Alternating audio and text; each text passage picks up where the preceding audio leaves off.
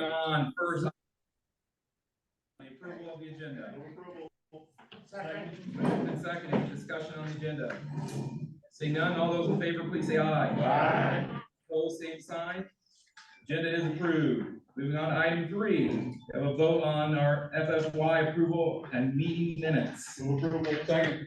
Moved and seconded. Any discussion on this? Seeing none, all those in favor, please say aye. Aye. Opposed, same sign.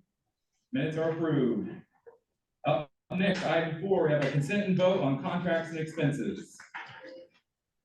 We have one item for your approval. This is a little over $6,000 expense for our contract with Iowa State Intrans for the data buy software that's being built.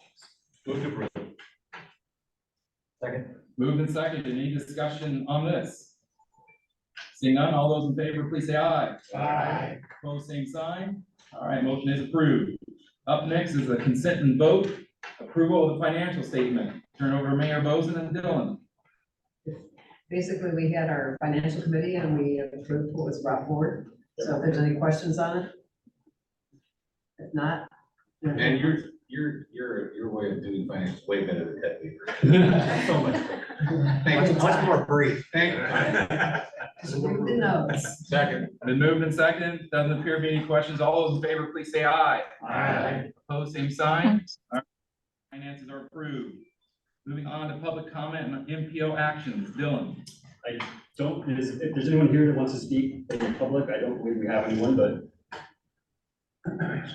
That's good, okay, I think we're good. All right, seeing nothing, moving on to their presentation, update on water trails. Zach. And it looks like we have a guest speaker, Stephanie Opal. Yes, thank you. We do have a guest speaker here from Icon. Stephanie is here to provide us with an update on water trails.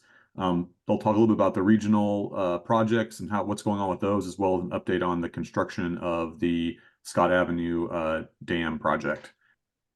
I'll turn it over to Stephanie. Awesome, thanks, Zach. Stephanie Apple, Executive Director of Icon Water Trails. I've got Gabe Nelson with me from Snyder and Associates, our owner's rep that is doing the heavy lifting and making sure things are going well on our projects. So just a quick reminder, some of you are on our board and all of you hopefully have seen some things about Icon lately, but just a reminder of what we're really striving to do in the region. Promoting safety, fostering economic development, workforce attraction, and tourism. This is truly a placemaking initiative. Environmental conservation is a component of everything that we do, and of course, it's all facilitated by outdoor recreation. Awesome. So this is our Scott Avenue project. So you can see kind of the drawing here. This is what is significantly under construction and moving along very well right now. We were just out there today with a group of folks in the rain, which is why I'm dressed like this, and Gabe went and got cleaned up, but I didn't, so apologies. So you can see we've got a couple of whitewater features here that are going to be an incredible recreation opportunity. There will be a giant wave shaper kind of flipper that will help us control the flow and the wave to create a surfing wave.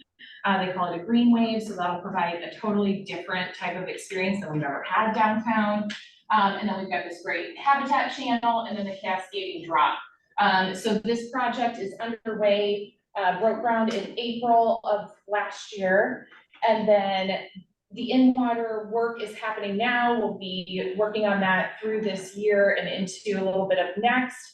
And then they'll be working on the uplands piece. So you can see that green space. So that's another about $5 million piece of this. We'll be working on that. So finishing up at the end of 2025 with a ribbon cutting and grand opening scheduled for spring of 26 to get ready for that rec season. And it Gabe's got some more specific construction updates for you on that. Sure, so yeah, so what you're looking at here's the overall plan of the project. So that arrow in the kind of upper part of the screen, that's some of the vantage point. We have a construction camera up on that building, so that's kind of the vantage point looking at and then that red line that's kind of in the north half of the river, that's this large cofferdam. If you want to advance the slide here to the next one. So this is the site you're looking at right now. We're building the cascading drop in the whole north half of the river, that's what's coppered off right now. Kind of that red arrow that's pointing at the third span of the bridge, that's actually what the part of the dam that will cut down. That's where the kayakers will go through, and then the yellow is the span that will be cut down for the new enhanced fish passage. Right now, we have the step poured on 6 of the 8 spans of the dam, so that step that prevents that rolling hydraulic action that is so dangerous, that's actually complete. And we just have a couple of spans of the dam left. So if you want to go to the next one, it's kind of a zoomed in version of what the cascading drop looks like. There's 7 total steps. We have about the first 3 done. And then you can kind of see as it wraps in the middle of the river there, it's down to the top. We'll start grouting those, and then they'll start placing more steps and kind of they'll back their way out. So the plan is within the next couple of months, we would have the north half of the river done. That trail put back, and we'd be out of there working on the south bank of there. So this is just kind of if you can see it okay, because it all looks like concrete in this picture, but that's a picture of the step when the water was low that we poured on the face of the dam. It kind of varies in height about a foot as you go across. And it actually is kind of interesting to see when you're out there now with water flowing over the dam. We have a couple of spans that don't have that step, and you kind of see the boiling action of the water, and then you have the span with the step, and it just kind of flows right over top of it, and it's much safer. So that's it for Scott Avenue, unless I can take questions on that. Harriet Street project, we just started on that, so we have a different contractor, that's PCI, who's the same contractor the city has for the levy contracts. So the left side of this photograph is the Southeast 14th Street Bridge and the new animal control facility for the city. This is just kind of the lay of the land. Contractor has just gotten started, kind of working on a bypass road, so make sure people can the city can continue to get to the public works site, and then we'll start pulling out the stumps and stuff. So, any questions for me? Status of the project? Thank you. All right, thank you. Is there a completion date for the Harriet Street? It's 100 working days. So basically, every time the contractor can work, we charge them a day. Based on the current schedule, if they hit it as hard as they said they're going to, it would actually be this fall. They would be pretty much done with that. So. Thank you. Moving on to our Fuller Drive site. So this is just, you would imagine, Coleman Bridge right here, Grace Lake here. So this is kind of our learn and play site. So there will be a whitewater feature to that, but it is going to have less intensity. So instead of having that controllable wave, it will have a fixed crest is what they call it. So it'll be more dependent upon the flows there. So what's really important to this piece, again, upstream from this, we have the waterworks dam that is related to, of course, our drinking water and the source pool there. So we have to make sure that we are coordinating all of this. And then we have the DICO site around, so there's a lot going on with this, but things are moving along really well. We just got 30% plans for this site this week. So those are going out to stakeholders for review and comment, and then we'll incorporate that, get that back to the design team, and we'll be able to move closer into that permitting piece. This one is about a year behind our Scott Avenue site, so we can look to have this one come online for the rec season in 2027. Okay, overview of where we are. I just wanted to, since I have you here as a captive audience, I wanted to take just a couple seconds to talk with you a little bit about, what Icon already looks like. So you can see the black dots on the image are the planned sites that will be coming online in the future. The ones with the white with the red ring around them, those are our current active sites. So there are 15 active sites throughout the Icon network. Folks are visiting those. This slide. And what does that look like? We did a study looking at April to October of 2022 to understand what's really happening at these sites and what they're contributing in terms of economic development. We saw those 15 sites had more than 250,000 visits. About 60% of those were local visits, but obviously the remainder non-local. people who traveled more than 10 miles, but we had some really great spending profiles around those. So people who are traveling more than 10 miles to recreate spent about $86 associated with their visit. And then you can see these, all the economic output, wages, taxes, jobs, all the things we want to see in the community. Proof that the concept and those anecdotal stories that we're hearing about the value and benefit of ICON really are showing up in the data. So very excited about that. There is a full copy of this report on our website, or I can share that with anybody who's interested to be able to dig into that a little bit more. Yes. Do you have a couple examples of what jobs? Are those kayak guides?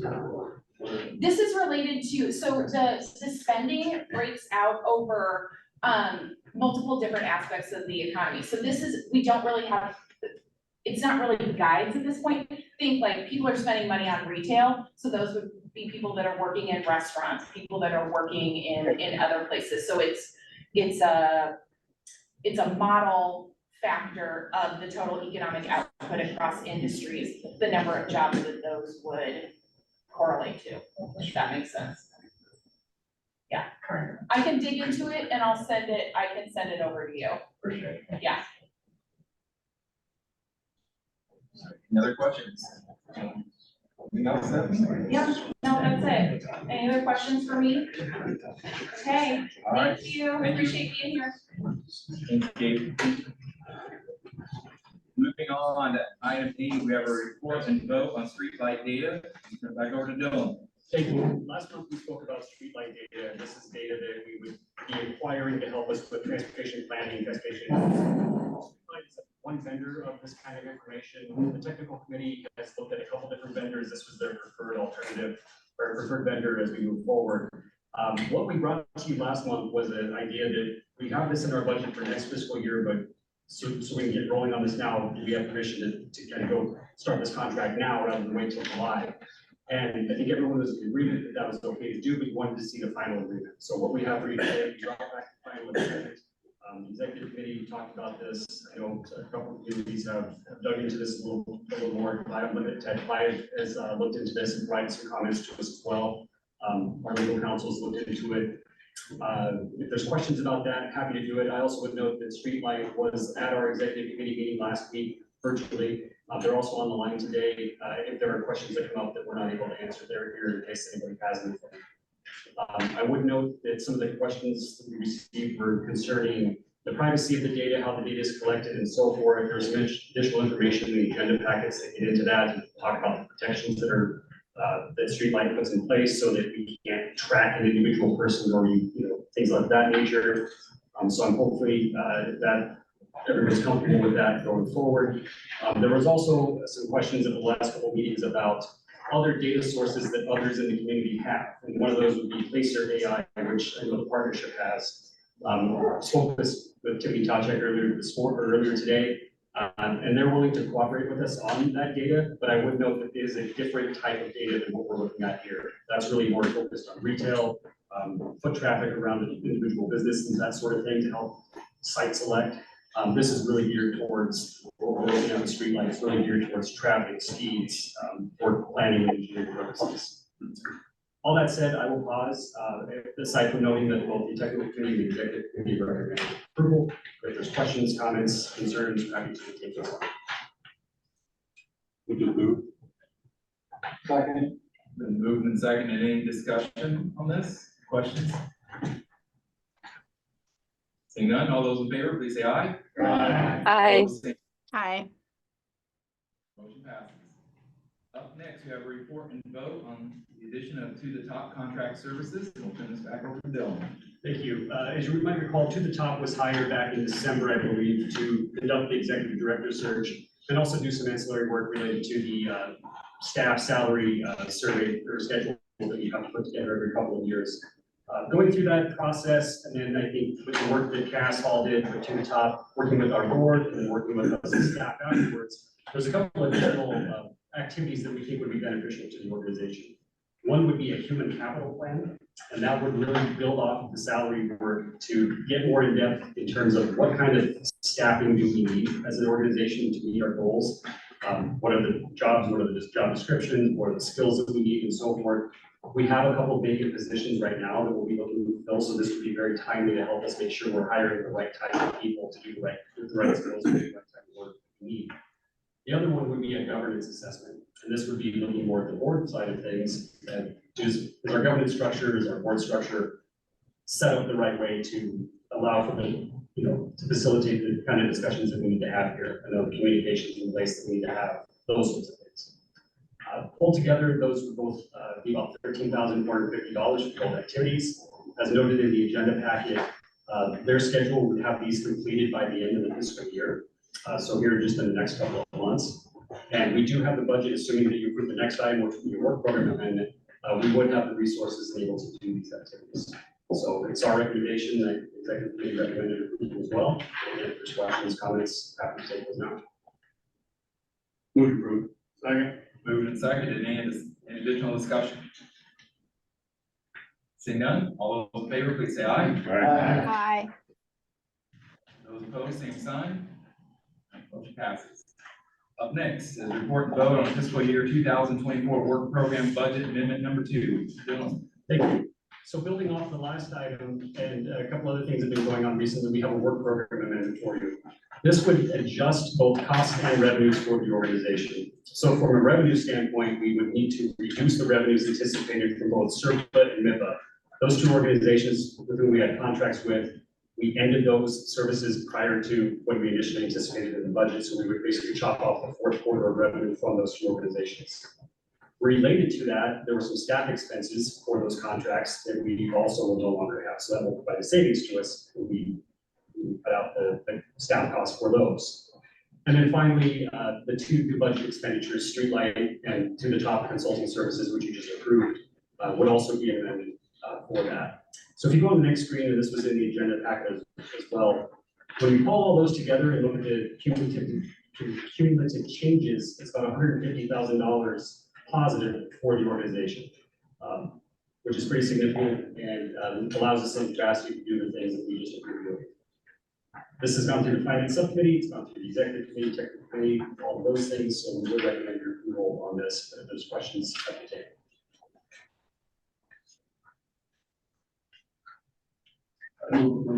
Second. Moved and seconded. Any additional discussion? Seeing none, all those in favor, please say aye. Aye. Motion carries. Up next is item 11, report and vote on mobilizing tomorrow, employment, housing unit, population projections. Turn it back over to Zach. Thank you. Staff is in the process of updating the long-range transportation plan, and as part of that process, we have to provide housing and employment projections that ultimately feed into our travel demand model. I would note that population typically is not an input that we have in our model. We use housing units rather than population, but we do include a population in the projections just because it's an easier number for people to wrap their heads around. We update the long-range plan every 5 years. Going through this process, our methodology that we used is the same one that we used in our last plan. The only change that we made was to incorporate updated census information into the projections. And here on the screen before you can see what those projections are total for the plan period over the whole region. So we're looking at increasing jobs by 140,000, housing units by a little over 100,000, and then the population will increase by almost 240,000 people based on our projections. These next couple slides have some tables here. There's a lot of information in them, mostly just showing you that we do break down the employment and the population and the housing units by individual communities and then incorporate it up into a total for the whole region. So these tables just total up to the same numbers that I shared with you before on the screen. And all this information is included in the attachment to the agenda. So there's more detail in there about how the methodology is developed, and then the tables are in there as well if you want to take some more time to look at those. I do want to touch on a couple of things here that I think are important. Basically, what our growth scenario and model are used for and what they're not used for. I think this is an important distinction to make. What they are used for, they are a tool for us to help make sound regional transportation planning decisions. It is a tool. It's not the only information that should go into making these decisions, but it is a helpful tool to use. And it's also there to help set baselines for studies, IJRs to use along with other growth and land use scenarios. I think importantly, what it's not used for is that it is not used in any way to allocate STBG funding or other federal funding programs. It's not used to determine what projects communities can or cannot build in their communities. And then it does not determine how much a community ultimately grows. These are just projections, and communities may grow more than what we're projecting or less. They're just projections. So staff presented this growth scenario development to the technical committee back at their February meeting. We presented the information to them. It was on the agenda as an optional vote. If they were comfortable moving forward at the time, they could vote on it. If not, they had the option to take some more time to review. Ultimately, that committee did want to take a little bit more time to look over the numbers, and staff requested that they provide us with feedback by the end of February. We ultimately received comments from 4 different communities. You can go to the next slide, Gunnar. Bondurant, Norwalk, Pleasant Hill, and Waukee were the 4 communities that we received feedback from. And all the feedback and concerns that we received were really of a similar nature. And it was focusing in on the population projections and a concern that they were low compared to what communities were showing in their comprehensive plans. I think there are really 2 key differences to why our projections show lower numbers for some communities than the comp plans. The main one, I think, is that the MPO uses a control total for the region. We'll touch on that a little bit more here in a minute, but that's something that is recommended by the Iowa DOT and the Federal Highway Administration. But also just the methodologies are different between what the MPO uses for our projections versus what the different communities use for the comp plans. All the comp plans, some of them have similar methodologies, some are different. Not all of them go out to 2050 like our LRTP does. So those are some of the differences I think are driving some of those lower numbers. So the control total, as I mentioned before, is something that is required or highly recommended by the Iowa DOT and the Federal Highway Administration. They like to see MPOs use independent sources for those control totals. Staff did reach out following the comments we had received. Staff did reach out to the DOT and Federal Highway just to get confirmation that that is still something that they want to see. It's something we've always done in the past. And they did still encourage us to use that outside source for the control total. What the MPO has used over the last couple of plans is Woods and Pool as our independent source. This is a nationally known source. It's used by other agencies across the state, including the State Data Center, to help them with their projections. Woods and Pool does a 4-county projection. We take that 4-county projection and then make sure that our planning area projections kind of fall within that amount. I would note that for the entire 4-county area, they're calling for 850,000 people by the year 2050, and MPO projections have us just around 850. So we're using up most of what Woods and Pool is saying the entire 4-county will be by 2050. So the challenge that we were facing, that staff was facing, was to address the comments that we had received from the communities that I named. We would have to move away from using the control total. This would go against what the Iowa DOT recommends about using that independent source. We did present several options to the tech committee. Those options included a few options that would just not use a control total. And then some of the options would use a control total, but it would require us to make some decisions about which communities in the metro would grow and which may not grow. Ultimately, after a fairly lengthy discussion, the tech committee agreed to just stick with the numbers that we had presented in February. They voted on that. The only community that voted no on it was the city of Pleasant Hill. We shared all this information with exec as well at their meeting last week, and they also voted to approve the numbers as they are presented in your agenda packet. So the next steps that we see are to send each member government that their allocated totals, and then they'll be allowed to put those into their communities where they see fit. And then ultimately we'll take that information back and feed it up into the model. I would note that one change we did make based on the discussion at exec is that we did add some additional language into the document that was attached to the agenda that basically notes that these are just projections based on an independent source, and that communities can expect or may expect to have more growth potentially. This is just basically to make a nod towards the fact that they are just projections, and we're not saying that that's exactly what's going to happen in each community.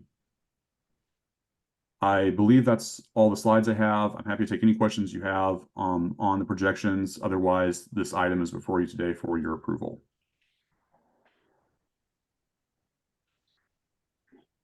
All right, any questions or a motion? Move to approve.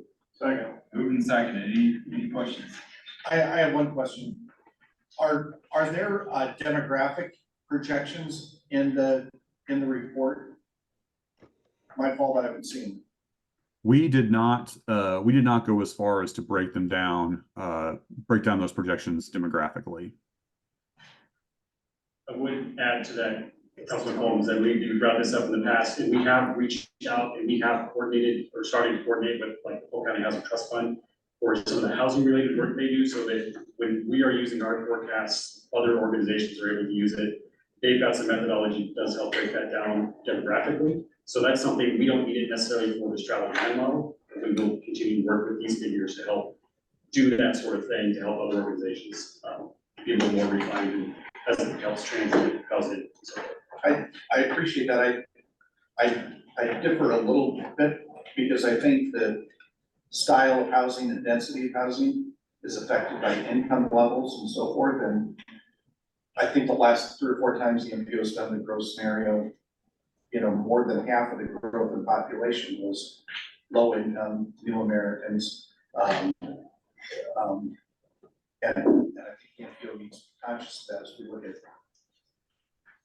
projects that we fund, planning that we do, and that, that extends to the whole metro area. Sure. Nikita Oliver of Bondurant has her hand raised. Yes, thank All you. right. I just wanted to mention, and Zach, I just wanted to mention that our objection on the population was not solely based on our comp plan, but more importantly, it was based on current conditions. I think the numbers were so severely underreported that we will blow past them in our special census. So I was just going to note that. Thank you. Thanks, Marquita. We did talk about the special censuses a little bit at the exec meeting, and what we told them is that if you do a special census, we'll want to know that information, and we'll want to take that and use it to update our projections once those numbers are provided to us. Thank you. Pleasant Hill appreciates consideration for the inclusion of that clarification, or if you will, qualifying statement that's in our packet. We brought that forward because we had similar concerns about the growth scenario, mainly the population piece, based on what we're already seeing in our community and that special census. So, thank you for including that statement, or at least us getting to decide if that's appropriate for this report. Absolutely, you're welcome. Anyone else? Move to approve. Already been moved and seconded. Oh, damn. All those in favor, please say aye. Aye. Opposed, same sign. All right, motion passes. Up next is item 12, report and vote on federal funding recommendations. Zach. Thank you. The targets that were provided to us by the Iowa DOT for the federal fiscal year 2028 SDBG funding are on the screen before you. You can see that for SDBG funding, we had a little over 17 million available to award in this cycle. And then for TAP, we had a little over 3.4 million. I would note that that is 2 years worth of TAP. We did not allocate any TAP funding last year due to the DOT working on some recommendations for the TAP program, and so we held off on making any awards last year. So that is 2 years worth of award money there. The applicants had an opportunity to present their applications to the funding subcommittee on March 20th, and then the funding subcommittee had a follow-up meeting on April 3rd, where they developed their recommendation for how to award the federal funding. The funding subcommittee also considered 2 other sources of federal funds at their meeting on April 3rd. In addition to SBG and set aside, they also looked at excess STBG funding from federal fiscal year 2023. There was a little over $1.3 million available in that pool of funding. And then they also discussed the carbon reduction funding that the MPO has available to them. Currently, we have a little over $9.1 million available in carbon reduction funding that can be awarded out to projects. You may recall that we did present some information on the carbon reduction funding program a number of months ago. At that time, the committee had requested that we spend a little bit more time thinking about that funding strategically and kind of wait till our long-range plan had been wrapped up before we considered what we would do with that funding. The funding subcommittee had a very in-depth conversation at their April 3rd meeting, and they really wanted to kind of focus on the funding pots that were available holistically to produce a balanced recommendation across the metro.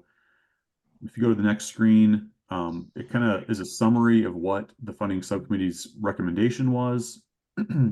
Attached in your agenda packet is what they had recommended as far as an award for STBG and TAP funding, as well as the excess funding. Their recommendation is to award those funds as they're listed in your agenda packet. As far as the excess funding goes, their recommendation was to award the funding to 2 Polk County projects. Polk County is now entirely within the MPO planning area, and there were a couple of projects that were in the SERPA, formerly in the SERPA planning area, that need to be moved over into our TIP. They lost out on that money when they transferred over, and so the committee's recommendation is to make them whole, to make those 2 projects whole, and then the remaining excess funding would roll into next year's excess funding allocation. The committee did discuss also the CRP funding. Their recommendation was to award $3 million of the CRP funding to DART. The purpose of this was to address some of the immediate operational needs that DART is facing. I would note that when we presented this information to exec at their meeting last week, they recommended to increase that from 3 million to 3.6 million. The next couple of slides here kind of outline what those individual recommendations were for each project. I won't read through each one. As I mentioned, it is included in your agenda packet, but you can see on the screen here, these are the projects and the funding amounts that were recommended for the STBG money. And I believe there's 1 or 2 more screens that show STBG recommendations. And then we also have a slide that shows what the TAP recommendations were. And then finally, I think there's a slide on there that has the excess STBG funding, as well as the recommendation from the funding subcommittee for carbon reduction funding. You can see that it has been updated there to show how exec's recommendation changed that from 3 to 3.6 million. Next slide, please.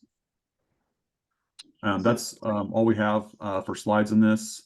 I would note that this process is that the funding subcommittee makes a recommendation. Exec and policy have the ability to make adjustments to that if they want to. That's how the process works. Happy to take any questions you have about this. Otherwise, it's before you for your approval.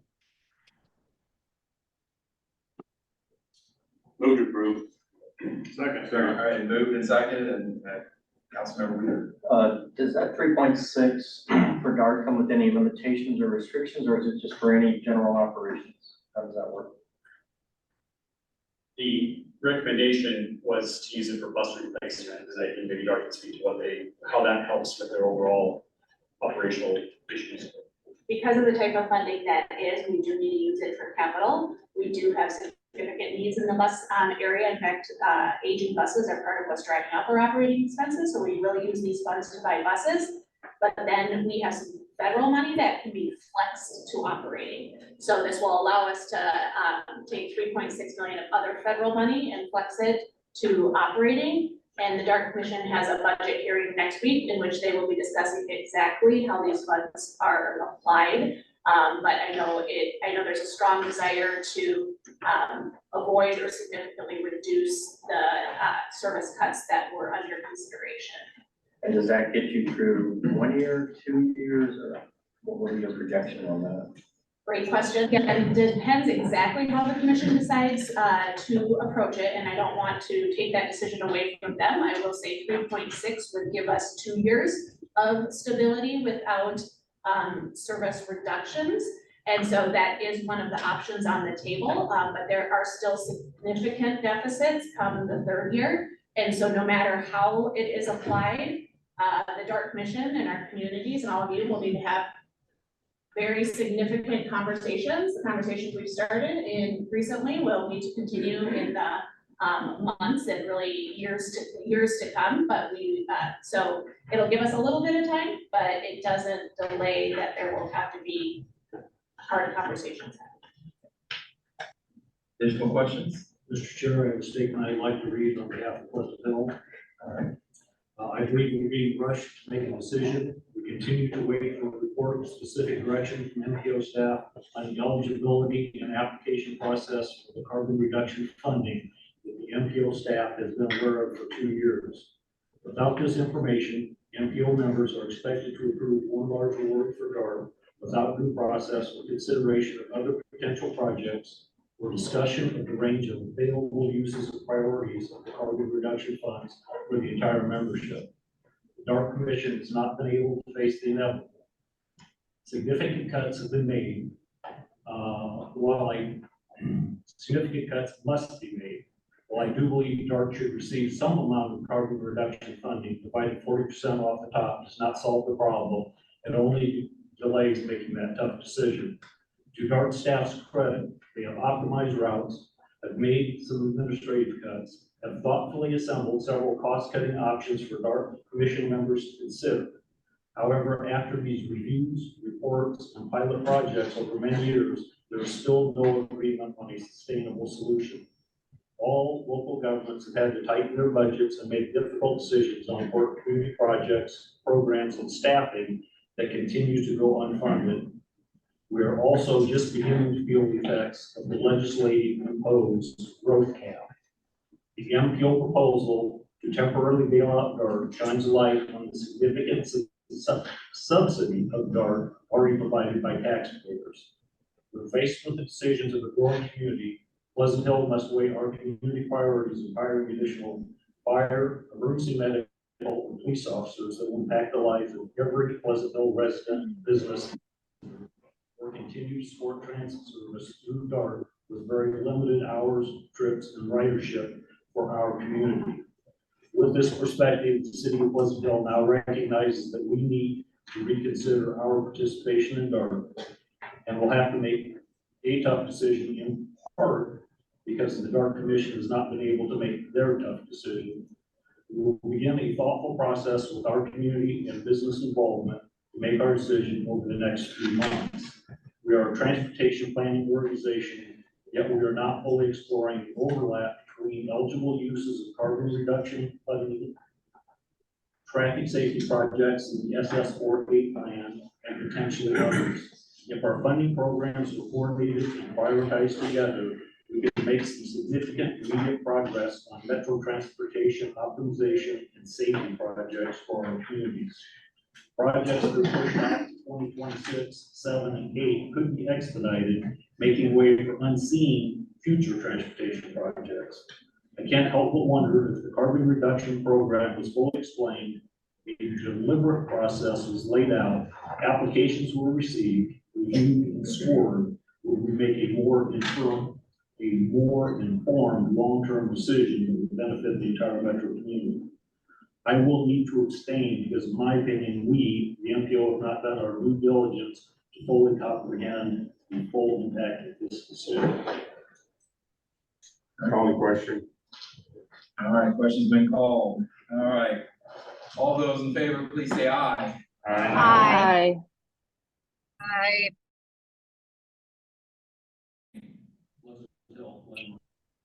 Carries. Moving on to item 13, report and vote, West Des Moines requests to transfer SCBG funding. Back to Zach. Thank you. This was another item that was discussed at the funding subcommittee on April 3rd. West Des Moines had approached MPO staff requesting that they be allowed to transfer 1.1 million in STBG funding that they had received for their Mills Civic Parkway project back in the FFY 2026 cycle.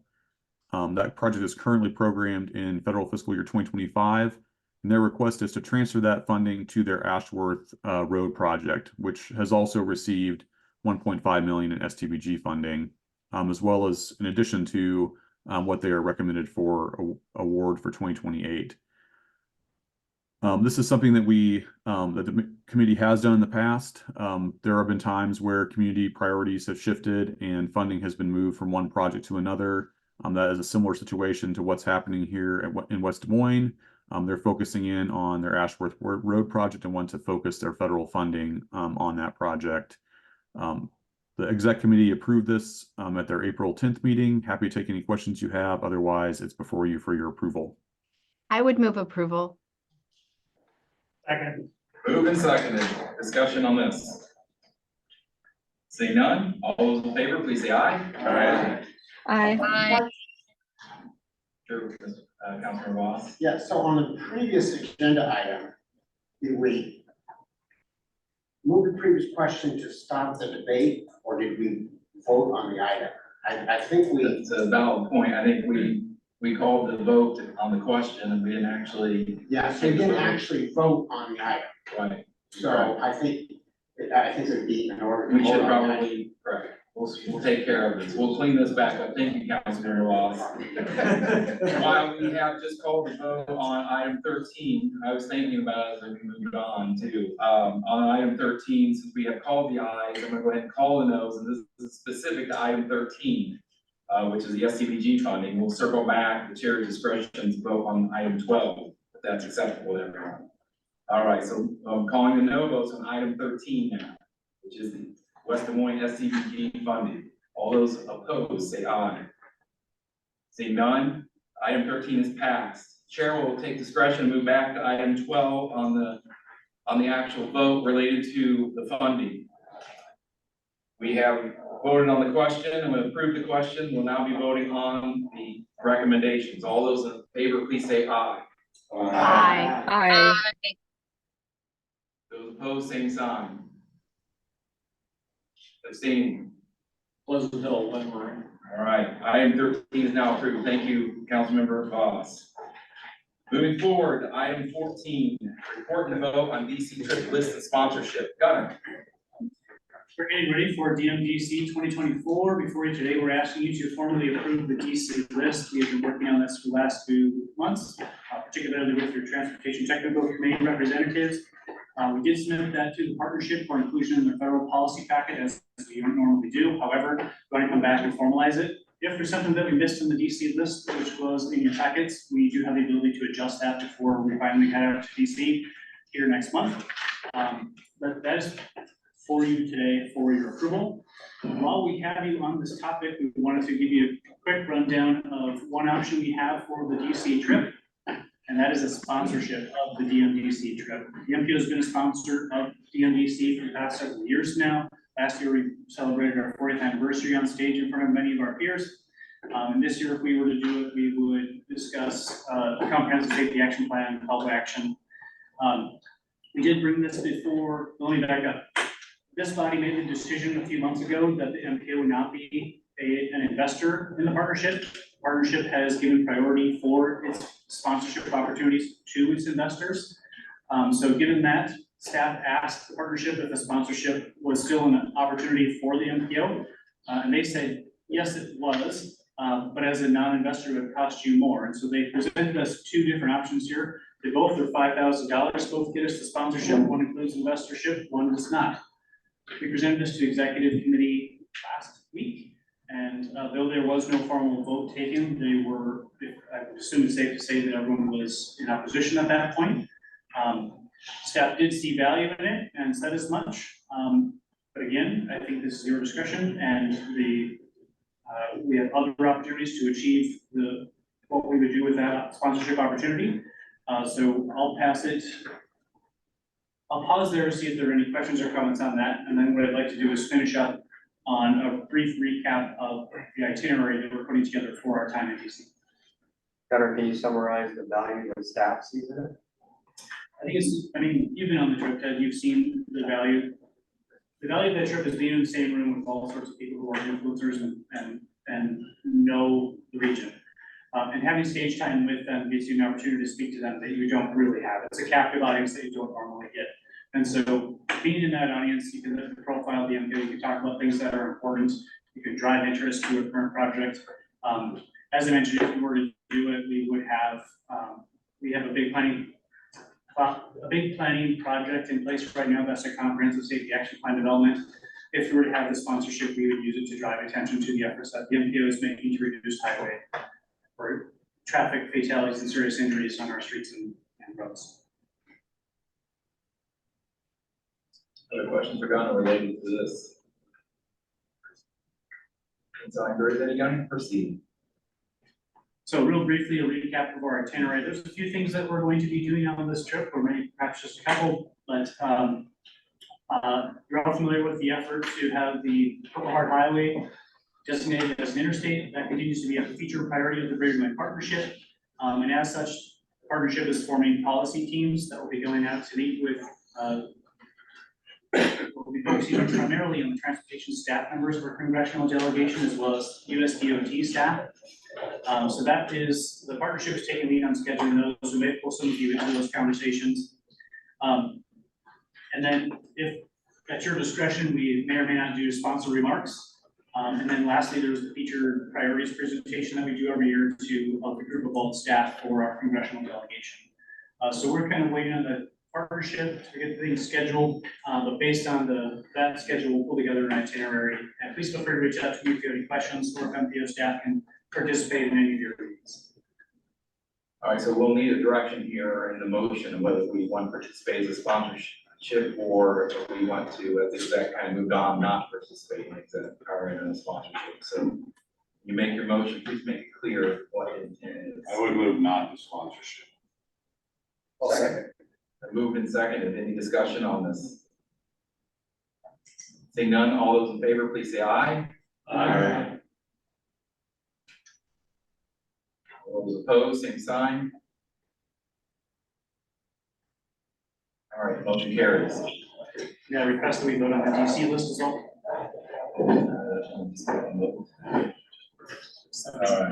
All right. Good thing Move to approve me as chair. Move to approve the list, Mark. I'll second. Moved and seconded. All right, any discussion on approving the list?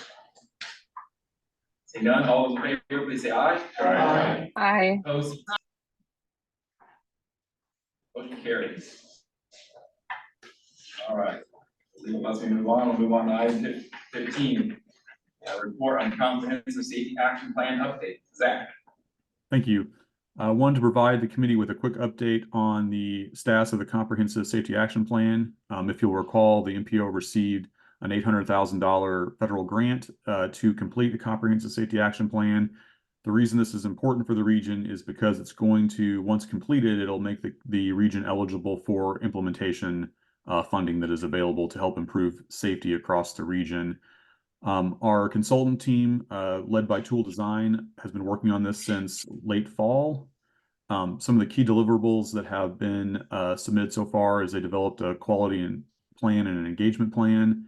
They've also done a plan and policy review across the region of all the communities' plans and policies related to safety issues in transportation. The consultant has had meetings with member governments to discuss their individual safety needs and requirements. In addition to that, they have developed recently an online public engagement tool and map, which has been released. So we will begin to collect comments from the general public on safety across the region. And they've also completed their crash data analysis. On the following slides, we have some information to share with you just in relation to that crash analysis. The consultants provided a full presentation to the tech committee earlier this month. We're just going to kind of summarize some of the things that they found. They refer to the crashes with fatalities and serious injuries as FSI crashes. So if you hear me say that, that's what I'm referring to. But these crashes have slightly increased since 2020. I don't think we've really quite figured out a reason for that yet, but that is the trend that we are seeing. I think most of this will be pretty straightforward. They're seeing higher rates of FSI crashes in rural areas. Also, more frequent FSI crashes on weekends and in dark conditions, which I don't think is surprising. Almost half of the FSI crashes in the region are single vehicle accidents.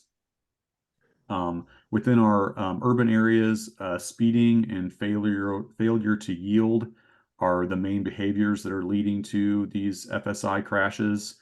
In rural areas, it's runoff the road, speeding, and erratic driving behaviors that are leading to these FSI crashes.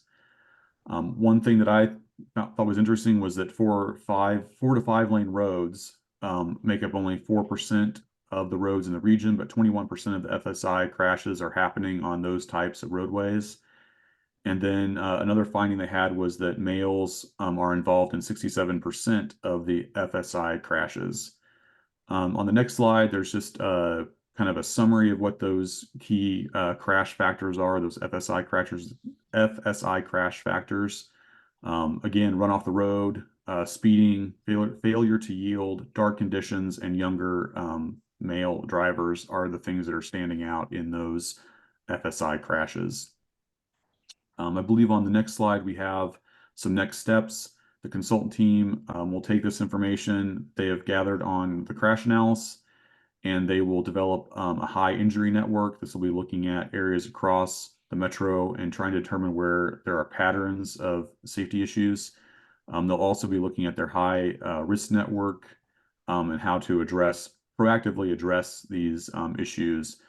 And to do that, they'll be developing a countermeasure toolbox. This will be looking at a variety of different safety countermeasures that can be used to address safety at these different locations. And then ultimately, this will lead to identifying projects across the region that can be eligible for implementation funding. Happy to take any questions you have, but just wanted to give you that quick update on where we're at with the Comprehensive Safety Action Plan. Questions for Zach? None, this is report only. All right, we'll move on to director's report. Bill. Thank you. I want to quickly just touch on something I mentioned last time. We've got this idea, or one of the goals that I have is to optimize the MPO, and part of that is to get staff in the right position, working with the board who's in the right position, working on our strategic direction. And I think the actions we took earlier today with the hiring of to the top to work on the governance and the capital plan help get us at 2 of those items. The third item with the strategic direction is largely coming through the long-range transportation plan. So all this to say, this is continuing to move forward, and we'll continue to report back on this, and we'll see a lot more movement on it in the next couple of months.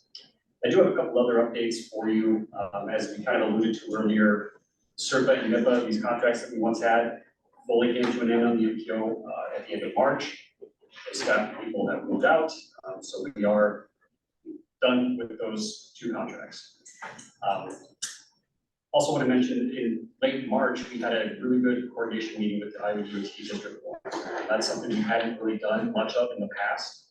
And we got together, we heard about all their projects, they heard about all our projects. Had a lot of consensus on how we move forward and agreement on how we cooperate on regional transportation moving forward. So that's going to be something we do more periodically. We want to dart into that as well. I know they're oftentimes not included what the DOT is working on here in the district. So that's something we're going to continue to move forward on. I think an interesting thing I wanted to just let you know about, US DOT has really all the federal government, including US DOT, has a relationship with Ukraine, given the ongoing conflict there, to help rebuild the country. And they've invited me, as well as a representative from the Atlantic MPO, to participate in a workshop remotely with Ukrainian officials on regional transportation planning. So that's going to take place next week. That sounds kind of interesting. I was told to speak very slowly and don't put a lot of English words on the screen because it'll all be live translation. But it's kind of an interesting thing. And I think one of the reasons we were chosen is just because of our economics, agriculture, kind of that urban rural coming together here, much like they are. So that'll be kind of interesting. One other thing I don't have on the screen here, but I do want to mention, and kind of going back to the comments earlier on the carbon reduction program, that we didn't mention is that we will be coming back probably next month with options for what else those funds can be used for. When we brought this up several months ago, when it was time that we could start awarding those funds, the direction from the board was hold off until we get to the long-range plan. That has been expedited, just given the conversations going on, so we will come back and we will revert to the technical committee and so forth. What are options for using those? What's the process going to take place? So I just want to mention that as well. That's what I have for you today. If there are questions, comments, happy to take them, but. Any questions for you, Dylan? Moving on to other non-action items, interest by committee. Have anything you want to bring up? I do, yes, from the bike pedestrian roundtable. Some of you may know that we meet on, noon on Tuesday, met this last week. So it's rare to have a trail user appear at our meeting, and so, we are planning 2 events, after work events to engage trail users. The first one is at Single Speed Brewery this next Tuesday. Second one will be in Johnston on May 1st. And the idea is for the city, the communities and the counties within the MPO to have this as a tabling event that they can meet and greet trail users and talk about improvements that they're going to make to their trail system or comments about bad portions of the trail and just to generally to meet trail enthusiasts. So if you're a mayor or council member here, I encourage you to invite your Parks and Rec staff to participate in the tabling events. Tuesday, Single Speed Brewery, and May 1st in Johnson at the Public Library. So, I think 6 to 7:30 at both of those. So, the other Carl, e-bike Carl, has sent out We'll be sure to information about it. We'll include those dates, times, details of the post community time. Thank you, Councilmember Ross. Is there anything else anyone would like to bring up? I had one small one. We have just a handful of seats left at our table for the commercial real estate breakfast next week for the business record. If you'd like one of those seats, please reach out to me. They always put on the next time. Anyone else? Seeing nothing, our next meeting is May 16th, 2024, 4 o'clock. Would entertain a motion to adjourn. So move. Second, all in favor, please say aye. Aye. All right, we are adjourned. Thank you, everyone.